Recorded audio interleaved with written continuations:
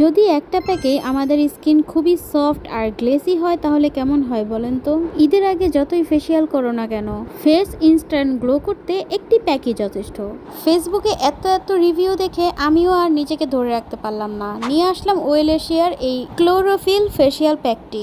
এই ফেসিয়ালটি দিবে আপনার স্কিনে ইনস্ট্যান্ট গ্লো এবং সারাদিনের ডাল স্কিন করবে গায়েব, তাও আবার আপনার বাজেটের মধ্যেই।